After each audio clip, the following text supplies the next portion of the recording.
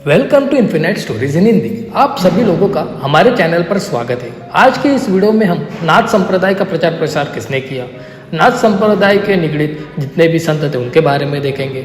नाथ संप्रदाय वारकरी संप्रदाय के बीच में क्या कनेक्शन था, वारकरी संप्रदाय की स्थापना कैसे हुई, ये सब हम जानेंगे। अगर आपने इससे पहले हमारा पार्ट 1 देखा नहीं होगा तो प्लीज़ कृपया वो देख लें, डिस्क्रिप्शन में उसकी लिंक दी गई है। तो चलो हम पार्ट 2 की शुरुआत करते हैं।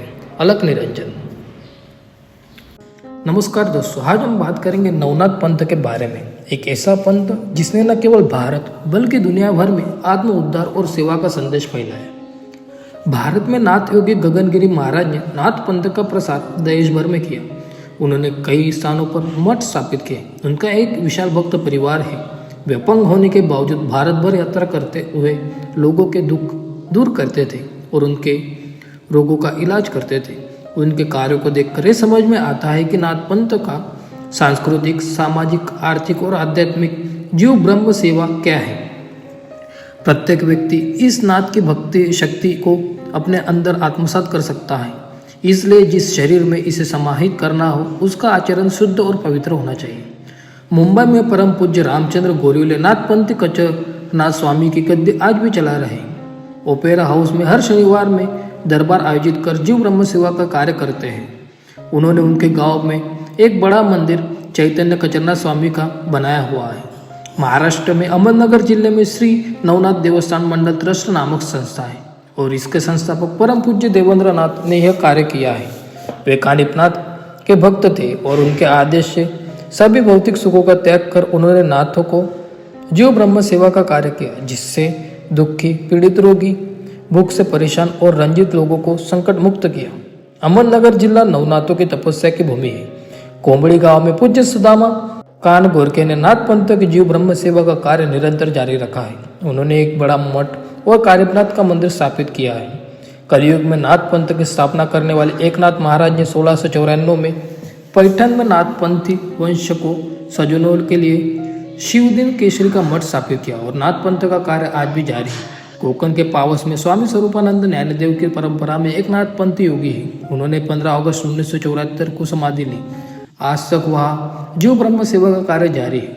परमेश्वर की सेवा से प्राप्ति, सिद्धि और मंत्र सामर्थ्य का उपयोग वे समाज के गरीबों के रोग निवारण और कल्याण के लिए करते हैं, ताकि उनका दुख और दरिद्रता समाप्त हो।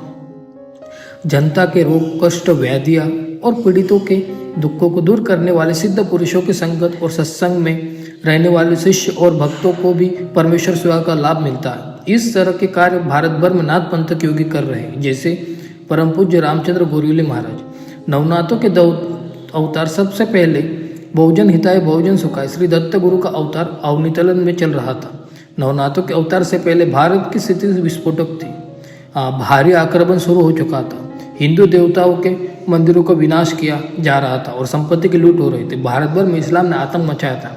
आर्थिक, सामाजिक और सांस्कृतिक दृष्टि से हिंदू समाज को कमजोर किया गया था। सभी जगह लूटपाट, आगजनी और हिंसा से समाज अस्थिर हो चुका था।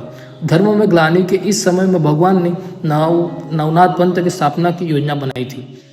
भारतवर्ष संतों की भूमि है और चैतन्य गणिनाथ ने महाराष्ट्र में संत निवृत्तिनाथ और ज्ञानेश्वर के माध्यम से वारकरी पंथ की स्थापना की। आदिनाथ गुरु सकल सिद्धांचा मच्छिंद्र तयाच्या मुख्य शिष्य मच्छिंद्राने बौद्ध गोरक्षासी केला। गोरक्ष वळाला गैनी प्रती, गैनी प्रसादी निवृत्ति दातार, ज्ञानदेव सार सोपविले। मतलब आदिनाथ गुरु सभी सिद्धों के गुरु हैं। मच्छिंद्रनाथ उनके प्रमुख शिष्य थे। मच्छिंद्रनाथ ने गोरक्षनाथ को ज्ञान दिया, गोरक्षनाथ ने गैनी को निवृत्ति दातार का प्रसाद दिया और ज्ञानदेव ने इसे सरलता से व्यक्त किया। ऐसे ही वारकरी संप्रदाय की स्थापना हुई। देव आळंदी से भक्त पुंडलिक ने दुनिया के उद्धार के लिए संत तुकाराम और ज्ञानेश्वर की पालकियां लेकर पंढरपुर जाने की योजना बनाई थी। यह उत्सव तुकाराम महाराज के तीसरे पुत्र नारायण महाराज ने 1685 में शुरू किया था। आज भी ये वारे देव आळंदी से आषाढ़ी, कार्तिकी, माघी और चैत्री महीने में 4 बार निकलते हैं और पंढरपुर जाते हैं। ये पालकी यात्रा 18 दिन चलती है। इन वारी का विशेषता है कि किसी को भी आमंत्रण या निमंत्रण नहीं भेजा जाता। लाखों वारकर्मी विठोबा जी की भक्ति में बिना किसी स्वार्थ के स्वाभाविक रूप से पालकी यात्रा में शामिल होते हैं। सभी डिंडियां अपनी तय की हुई है। कड़ी में चलते हुए रथ के आगे और पीछे चलते। इस प्रकार वारकरी पंथ नाथ पंथ में ही शामिल हो गया है। नवनाथ भक्ति सार नाथ पंथ का प्रमुख ग्रंथ है जिसमें 40 अध्याय है। इसका पारायण 7 दिनों में होता है और यह हमें नाथ पंथ के गहरे आध्यात्मिक रहस्य को समझाने में मदद करता है। नवनाथ पंथ ने हमें ये सिखाया है कि आत्मा की उन्नति, भक्ति और सेवा के माध्यम से ही हम इस संसार में सच्चा सुख पा सकते हैं। आइए हम भी नाथ पंथ की शिक्षाओं को अपनाकर अपने जीवन को और बेहतर बनाएं। हमारे जीवन में नाथों की शक्ति और सेवा का प्रभाव हमेशा बना रहे। धन्यवाद। अलख निरंजन। अगर आपको हमारा वीडियो अच्छा लगे तो लाइक, सब्सक्राइब और शेयर करना ना भूलें।